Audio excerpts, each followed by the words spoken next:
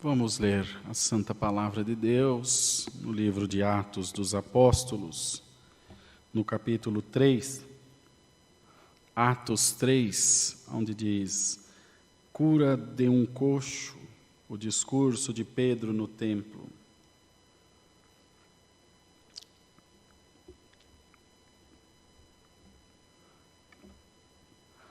Pedro e João subiam juntos ao templo à hora da oração, a hora nona. E era trazido um varão que desde o ventre da sua mãe era coxo, o qual todos os dias punham à porta do templo, chamada Formosa, para pedir esmolas aos que entravam. Ele, vendo a Pedro e a João, que iam entrando no templo, pediu que lhe dessem uma esmola. E Pedro, com João, fitando os olhos nele, disse: olha para nós. E olhou para eles, esperando receber alguma coisa. E disse Pedro: não tenho prata nem ouro, mas o que tenho, isso te dou.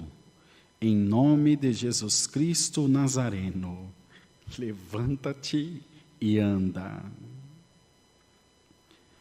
Aleluia. E tomando-o pela mão direita, o levantou, e logo os seus pés e tornozelos se firmaram. E saltando ele, pôs-se em pé e andou, e entrou com eles no templo, andando e saltando e louvando a Deus. E todo o povo o viu andar e louvar a Deus, e conheciam-no, pois era ele o que se assentava a pedir esmola à porta formosa do templo, e ficaram cheios de pasmo e assombro pelo que lhe acontecera. E apegando-se ele a Pedro e João, todo o povo correu atônito para junto deles no alpendre chamado de Salomão. E quando Pedro viu isto, disse ao povo: varões israelitas, por que vos maravilhais disto? Ou por que olhais tanto para nós, como se por nossa própria virtude ou santidade fizéssemos andar esse homem? O Deus de Abraão e de Isaque e de Jacó, o Deus de nossos pais, glorificou a seu Filho Jesus, a quem vós entregastes e perante a face de Pilatos negastes, tendo ele determinado que fosse solto. Mas vós negastes o santo e o justo, e pedistes que se vos desse um homem homicida, e matastes o príncipe da vida, ao qual Deus ressuscitou dos mortos, do que nós somos testemunhas. E pela fé no seu nome, fez o seu nome fortalecer a este que vedes e conheceis. E a fé que é por ele deu a este, na presença de todos vós, esta perfeita saúde. E agora, irmãos, eu sei que o fizestes por ignorância, como também os vossos príncipes. Mas Deus assim cumpriu o que já dantes, pela boca de todos os seus profetas, havia anunciado, que o Cristo havia de padecer. Arrependei-vos, pois, e convertei-vos, para que sejam apagados os vossos pecados, e venham assim os tempos do refrigério pela presença do Senhor. E envie ele a Jesus Cristo, que já dantes vos foi pregado, o qual convém que o céu contenha até os tempos da restauração de tudo, dos quais Deus falou pela boca de todos os seus santos profetas desde o princípio. Porque Moisés disse: o Senhor vosso Deus levantará dentre vossos irmãos um profeta semelhante a mim. A ele ouvireis em tudo quanto vos disser. E acontecerá que toda alma que não escutar esse profeta será exterminada dentre o povo. E todos os profetas, desde Samuel, e todos quantos depois falaram, também anunciaram esses dias. Vós sois os filhos dos profetas, e do concerto que Deus fez com nossos pais, dizendo a Abraão: na tua descendência serão benditas todas as famílias da terra. Ressuscitando Deus a seu Filho Jesus, primeiro o enviou a vós, para que nisso vos abençoasse e vos desviasse a cada um das vossas maldades. Até aqui Deus nos dá. Amém, Jesus eterno. Então, amados irmãos, uma palavra razoavelmente conhecida por todos nós, de quando Pedro e João já haviam passado junto do Senhor do início do seu ministério, também do seu vitupério, da sua crucificação, viram ele ressuscitado, ressuscitado por Deus, também contemplaram a sua ascensão ao céu dos céus, coroado de glória, segundo a palavra, glorificado por Deus.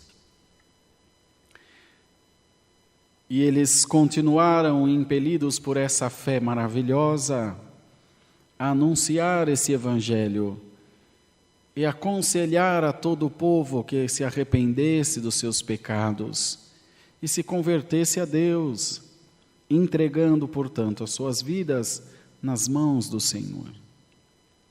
É bem verdade que muitos, mesmo sabendo de todas as notícias, vendo tudo o que acontecer ao Senhor e de todo o poder que lhe foi entregue nas mãos, ainda assim resistiam a crer pela sua conveniência carnal ou até mesmo por incredulidade.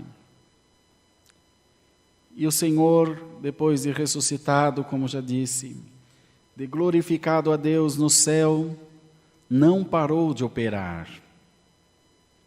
E ainda hoje, mais de 2000 anos depois da sua ressurreição, da sua passagem pela terra, ele continua vivo e operando na vida daquele que crê, daquele que se entrega nas suas mãos, sem reservas, sem medos, sem restrições. Ele opera na vida daquele que entrega o seu caminho às mãos do Senhor. E essa manhã Deus já manda dizer a todos nós: entrega o teu caminho ao Senhor, confia nele e ele tudo fará. Glória ao nome do Senhor. Queridos irmãos, então, amados, Pedro e João entravam no templo perto da hora nona, na hora da oração, como os judeus faziam, queridos, e veio ao seu encontro um homem que era paralítico, era coxo de ambas as pernas, desde o ventre da sua mãe, nunca andou, e desde nascença ele tinha esse defeito, essa deformidade talvez, que o impedia de caminhar.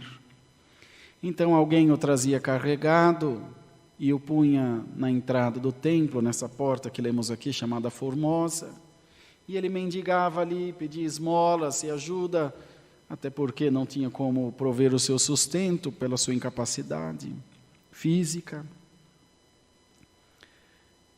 Até que esse dia, o Senhor, como já disse, continuava operando e continua. E nós somos materialistas, nós temos a propensão em crer só naquilo que é tangível. Se eu não vi, eu creio parcialmente. E o Senhor chama essa manhã: bem-aventurado você que não vê nada, mas crê de todo o teu coração. Bem-aventurado tu és, porque mesmo sem ver tu crestes, e mesmo sem ver, crendo, tu receberás. Alamaia, Jesus, glória a Deus, aleluia. E quando, irmãos, eles iam passando, esse homem os viu e pediu: dá-me uma esmola. E os dois, olhando para ele, disse, fitando os olhos firmemente nele, disse: olha para nós. Ele olhou para eles, glória ao nome do Senhor Jesus. E Pedro disse-lhe: não tenho prata nem ouro, mas o que tenho, isso te dou. Em nome de Jesus Cristo Nazareno, levanta-te e anda. Glória a Deus! Vale muito mais do que o dinheiro, vale muito mais do que a esmola, vale muito mais do que qualquer outra coisa. Não só o milagre de pela primeira vez na sua vida poder andar sobre os seus pés, mas de saber que o nome de Jesus tem poder, irmãos. E daí a mulher, que o nome de Jesus tem força, que o nome de Jesus abre todas as portas. Igreja, creia em nome de Jesus. Todas as coisas acontecerão para o teu bem. Perdão. Em nome de Jesus, tudo obedece. Pedro, então, tomou pela sua mão direita e o colocou de pé. E os seus artelhos, os seus tornozelos, os músculos das suas pernas se firmaram. E pela primeira vez na sua vida ele ficou de pé, porque no nome de Jesus aquela doença foi mandada embora, foi regenerado o que precisava ser regenerado, foi colocado no lugar o que precisava ser colocado, irmão.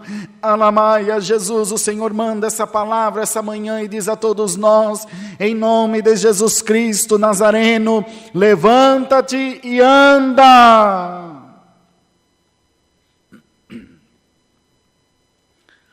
Põe-te de pé na presença de Deus e não fica prostrado por nada, porque esse nome poderoso de Jesus é quem vai te valer nos momentos das tuas aflições e abrirá todas as portas que tu precisares que sejam abertas. Dá glória a Deus, porque no nome de Jesus a vitória é tua, diz o Senhor. Amém, Senhor. Glória a Deus. Então, irmãos, e ele ficou junto de Pedro e de João, saltando de alegria, feliz, evidente. E todos os que viram aquilo maravilharam-se, ficaram atônitos, porque o conheciam desde sempre ali, prostrado no chão, de repente estava andando de uma hora para outra. Não havia medicina avançada para nenhum tipo de tratamento, então tratava-se realmente, era efetivamente um milagre de Jesus. E ainda mais os que o ouviram falar, porque eles não falavam envergonhadamente. Eles falavam do Senhor abertamente, com orgulho, com alegria. Não se envergonhavam de representar o Mestre aqui nessa terra. Não se envergonhe você também de anunciar as boas novas do Evangelho de Jesus. Não se envergonhe de dizer que tu és um servo e uma serva de Deus. Não se envergonhe de pregar esta fé maravilhosa. Não se envergonhe. Mas creia de todo o teu coração que se você confessar a tua fé ao Senhor, todas as portas serão abertas na tua vida e espírito estranho nenhum jamais será capaz de te calar. Então os que isso viram, ajuntaram-se ali em volta deles, curiosos para saber o que havia acontecido, e Pedro aproveitou dessa oportunidade para anunciar-lhes a Cristo novamente. Lançou-lhes em rosto o que haviam feito com o Senhor, preferindo um homicida ser liberto e crucificando e matando o Filho de Deus, justo e santo, sem pecado, sem culpa. E mais adiante ele disse, mas eu bem sei que vós fizeste isso por ignorância vossa. E agora, irmãos, eu sei que o fizestes por ignorância, como também os vossos príncipes. Mas Deus assim cumpriu o que já dantes pela boca de todos os seus profetas havia anunciado, que o Cristo havia de padecer. Nós sabíamos, não é ignorância, irmãos, de braveza, ignorância de desconhecimento. Eu entendo o que vocês fizeram porque não o conheciam, não sabiam de quem se tratava. Mas também havia nisso um plano de Deus, que o Cristo padecesse para a expiação dos nossos pecados. E aproveitou, irmãos, aquele momento de consternação, aquele momento que os corações estavam aquebrantados e pregou, arrependei-vos, pois, e convertei-vos, para que sejam apagados os vossos pecados, e venham assim os tempos do refrigério pela presença do Senhor. Glória a Deus! Então, irmãos, é sempre tempo de arrependimento, é sempre tempo de conversão, é sempre tempo de voltar atrás e refazer o caminho da maneira certa, de deixar de lado os nossos embaraços, deixar de lado os nossos erros, pecados e falhas. O pecado é uma doença, irmãos. Vejamos esse homem aqui que era paralítico. Ele já havia se acostumado com a sua situação, já havia se conformado, ele já havia sido entregue àquela situação, ele havia se convencido de que não tinha mais nada o que fazer. Eu sou paralítico, vou morrer paralítico e pronto. E o pecado é semelhante, irmãos. Ele se entranha no nosso ser e nos faz nos acostumar com ele, sabe, irmãos?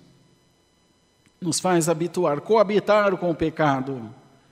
Ele diz, eu sou assim mesmo, não tem jeito, eu não consigo mudar, paciência. Deus é misericórdia, irmãos, isso não é desculpa. É claro que Deus é misericórdia, mas tem que haver em nós um esforço, tem que haver em nós uma dedicação para sair dos embaraços dessa vida.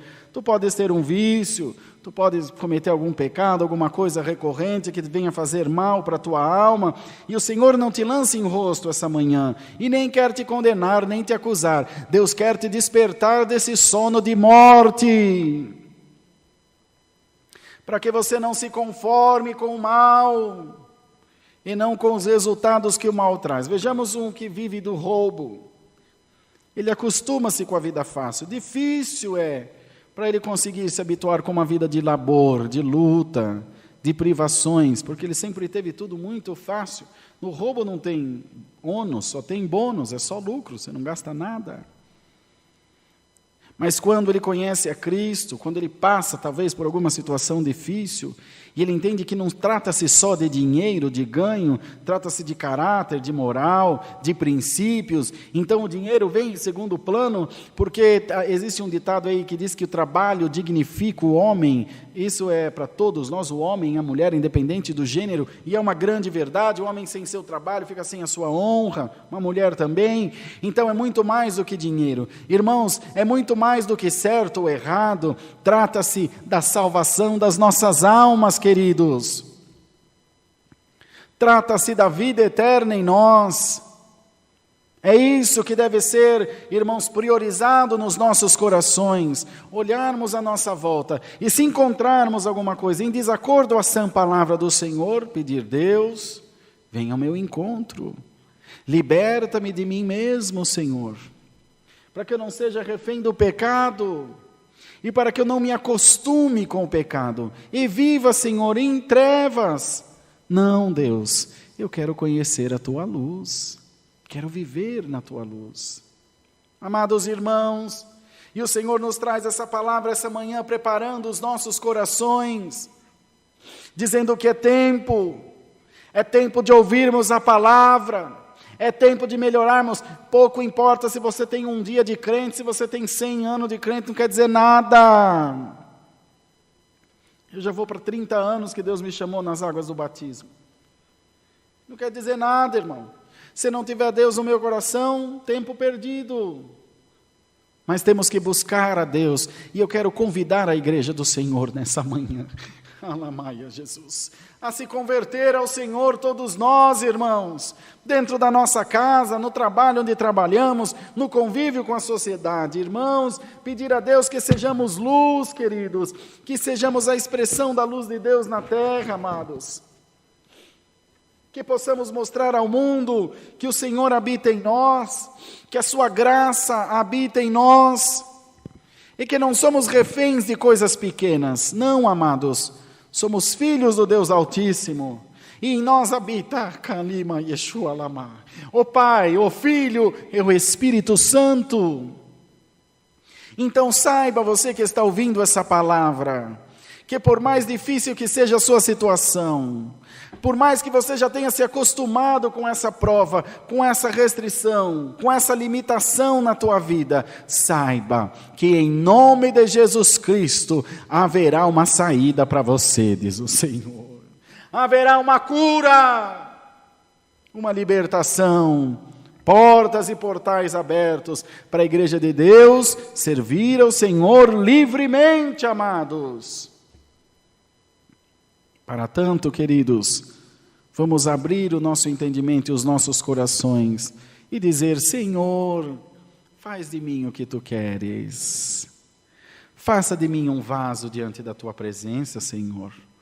Abra-me os Teus tesouros no céu, ó Deus. Abra-me, Senhor, as comportas do céu. Derrama sobre mim a Tua glória. Aleluia. Derrama sobre mim a Tua Shekinah. Vem, Senhor, ensina-me, ministra-me segundo a Tua boa mão em mim. Oh, irmãos, há de ser que se todo aquele que abrir o seu coração será cheio do Espírito Santo. Queres tu também ser cheio do Espírito Santo? Então, em nome de Jesus Cristo, olha bem aqui, em nome de Jesus Cristo Nazareno, receba essa manhã porção dobrada do Espírito Santo sobre a tua vida, porção dobrada no teu casamento, porção dobrada no teu ministério, porção dobrada na tua alma. Glória ao nome do Senhor.